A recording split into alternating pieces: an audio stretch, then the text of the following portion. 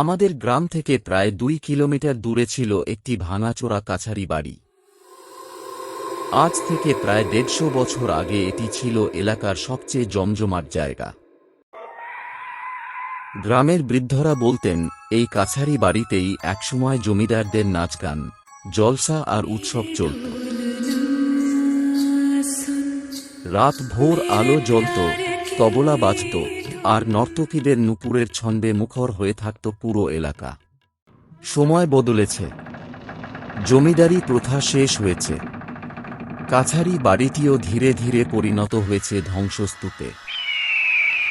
ছাদের অর্ধেক ভেঙে পড়েছে, দেয়াল জুড়ে বট আর অশ্বত্থের শিকড়, জানালাগুলো ভাঙা, আর চারপাশে আগাছার জঙ্গল।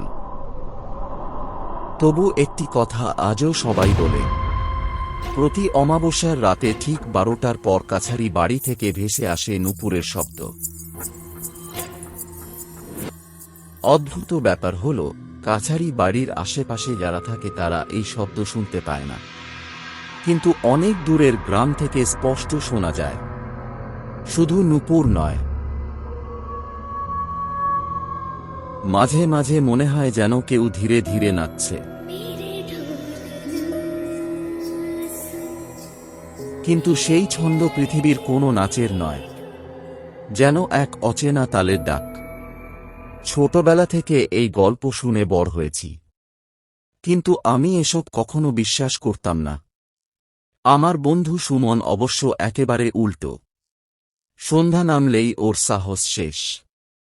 একদিন গভীর রাতে আমরা অন্য গ্রাম থেকে ফিরছিলাম। দূরে কোথাও আবার সেই নুপুরের শব্দ ভেসে এলো, ঝুন ঝুন ঝুন। আমি দাঁড়িয়ে পড়লাম, বললাম, সুমন, শুনছিস? চুপ কর, আমাকে আর এই শব্দের কথাটা একদম শোনাবি না। তুই তো জানিস ভালো করে আমি প্রচণ্ড ভয় পাই এইসবে। তাকিয়ে দেখ, আমি কিন্তু কানে আঙুল দিয়ে আছি। আমি হেসে বললাম, চল আজ দেখে আসি আসলে কি আছে। সুমনের মুখ ফ্যাকাশে হয়ে গেল। কি বলছিস? আমাকে সাথে নিয়ে যাবি না? পারলে তুই অন্য কাউকে নিয়ে যাবি, আমি যাব না। এসব কিন্তু আমার একদমই ভালো লাগে না। আমি বললাম, ভূত বলে কিছু নেই। যদি কেউ ইচ্ছে করে ভয় দেখায়, আজ ধরা পড়ে যাবে। অনেক বোঝানোর পর সে রাজি হল। অমাবস্যার রাত, সেই রাতেই শুরু হলো ঝড়। আকাশে কালো মেঘ, মাঝে মাঝে বিদ্যুতের ঝলকানিতে কয়েক সেকেন্ডের জন্য পুরো রাস্তা আলোকিত হয়ে আবার অন্ধকারে ডুবে যাচ্ছে। হালকা বৃষ্টি পড়ছে। কাদামাটির রাস্তা ধরে আমরা দুজন হাঁটছি। দূরে অন্ধকারের মধ্যে কাছারি বাড়ির ভাঙা চূড়া দেখা যাচ্ছে। বজ্রপাতের আলো মুহূর্তের জন্য বাড়িটাকে দেখে মনে হচ্ছিল যেন কোনো বিশাল কালো দানব দাঁড়িয়ে আছে। যতই কাছে যাচ্ছিলাম, ততই চারপাশ নিস্তব্ধ হয়ে উঠছিল। হঠাৎ সব শব্দ বন্ধ হয়ে গেল। বৃষ্টি আছে, বাতাস আছে, কিন্তু ঝিঁঝি পোকার ডাক নেই, ব্যাঙের ডাক নেই। শুধু ঝুন ঝুন ঝুন, নুপুরের শব্দ। আমি আর সুমন একে অপরের মুখের দিকে তাকালাম। এবার শব্দটা অনেক স্পষ্ট। মনে হচ্ছে কাছারি বাড়ির ভেতরেই কেউ ধীরে ধীরে নাচছে। আমরা মূল দরজার সামনে এসে দাঁড়ালাম। ঠিক তখনই ঝোপের ভেতর থেকে বিশাল একটি কালো বিড়াল লাফিয়ে আমাদের সামনে এসে পড়ল। সুমন চিৎকার করে উঠল। আমি হেসে বললাম, বিড়াল দেখে এত ভয় পাস কেন? কিন্তু আশ্চর্যের বিষয়, বিড়ালটা আমাদের দিকে তাকিয়ে কয়েক সেকেন্ড স্থির দাঁড়িয়ে রইল। তার চোখ দুটো অন্ধকারেও অস্বাভাবিকভাবে জ্বলছিল। তারপর সে ধীরে ধীরে বাড়ির ভেতরে ঢুকে অদৃশ্য হয়ে গেল। আমি বললাম, তুই এখানেই দাঁড়া, আমি ভেতরটা দেখে আসছি। সুমন আমার হাত শক্ত করে ধরে বলল, তুই একা যাবি?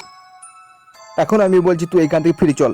আমি মোবাইলের টর্চ জ্বালিয়ে ভেতরে ঢুকে পড়লাম।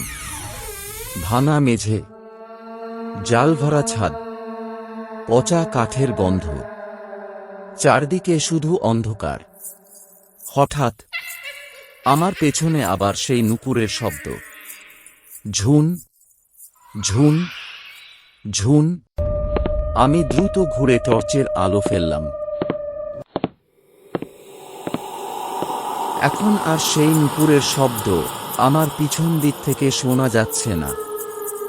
এখন সে শব্দ দ্বিগুণ গতি বেড়ে গিয়ে আমার চারপাশ দিয়ে ঝমঝম ঝমঝম করে ছুটে চলছে। আমি ভাবলাম এটা আবার কেমন হতে লাগলো।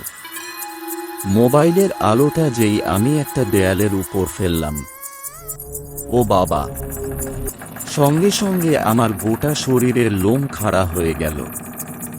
এ কি ভয়ঙ্কর দৃশ্য দেখি!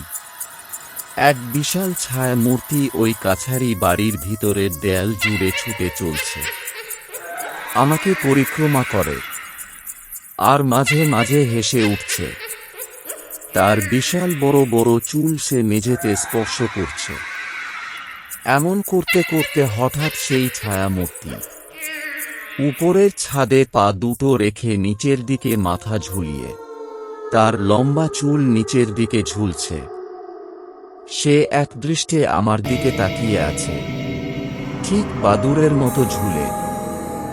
হঠাৎ সে ধীরে ধীরে মাথা কাত করল, তারপর ফিস ফিস করে বলল, তুই আবার এসেছিস শয়তান, তোকে আমি শেষ করে দেব।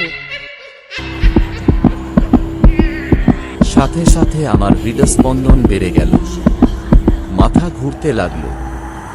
এরপর হঠাৎ মোবাইলটা আমার হাত থেকে পড়ে গেল। পরের দিন সকালে আমার জ্ঞান ফিরল।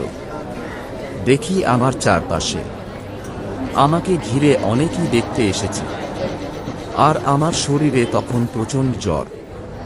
আমি কিছু বুঝে ওঠার আগেই সকলের জিজ্ঞেস করল, কি দরকার ছিল তোদের ওখানে যাওয়ার?